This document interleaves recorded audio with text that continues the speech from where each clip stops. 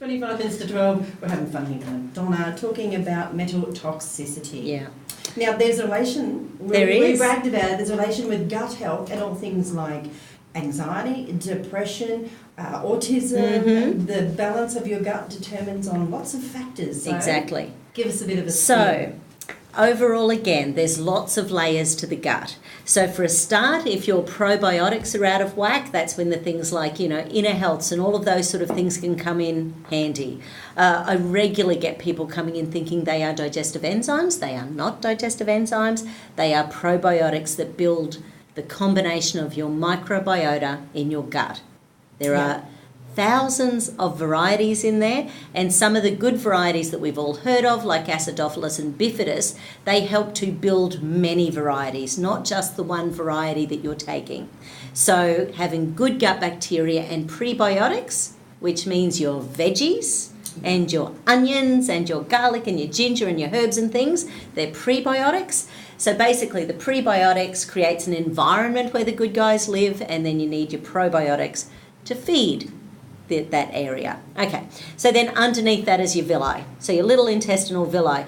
The longer and healthier they are, the better, because they're what release enzymes. Yeah, and they're just like little hairs inside your gut. Exactly. And once again, there's lots of research that indicates certain medications destroy these villi slightly every time we have them. So when we're having things like antibiotics regularly, or painkillers regularly, or there's lots of drugs that destroy these villi. So bit by bit, and some of them even suppress the mucus to the lower parts of the mucus, so you end up with hardened mucus in the bottom of your villi. Then they're getting shorter and shorter, and all of a sudden you've got these little munted villi, and you've got way less surface area.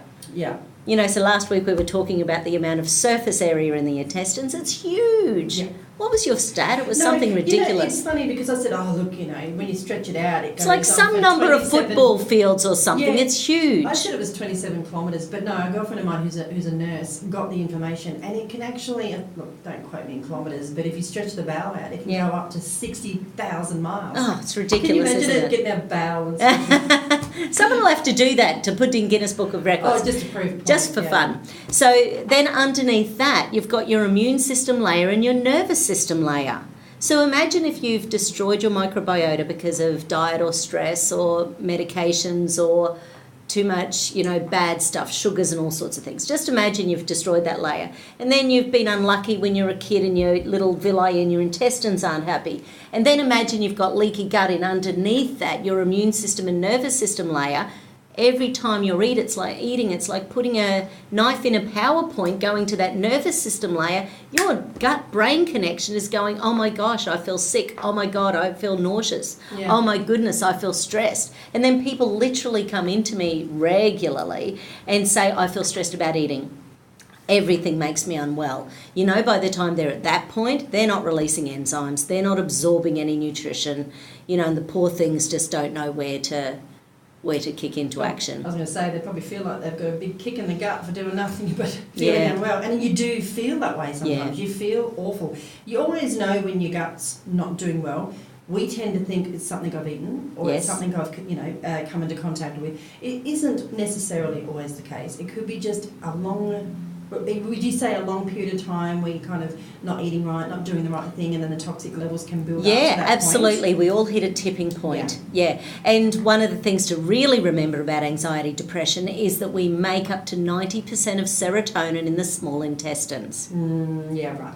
So serotonin, so serotonin is massive. And there's so much research on this where if you're just say, because, a quarter of us over 50 are taking antidepressants. So if they're not working, maybe think about looking at your gut. Yeah. There are very specific probiotics these days that are known to support mental health positively. Because sometimes this serotonin that you've been talking about, our bodies can, produce too much of it or not produce enough, depending on what medication you're on. So hence, again, the connection between your gut health and mental health, because it all depends on how much absorption Yes. of that. And the longer we take medical antidepressants, things like SSRIs, it can shut down the ability to create serotonin in the small intestine. Yeah. Okay. So, yeah. I still think, again, natural therapists should be part of the, the general management plan for any patient that goes and sees their GPs. Because these days we are in a more natural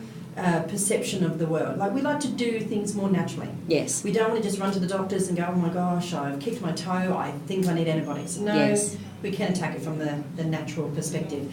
We're going to go into another quick song, and then we're going to come back and talk about what Madonna can do if you had those symptoms and what natural leaf therapies can do for you. Right now, here's George Michael with Father Figure. It is 20 minutes to 12.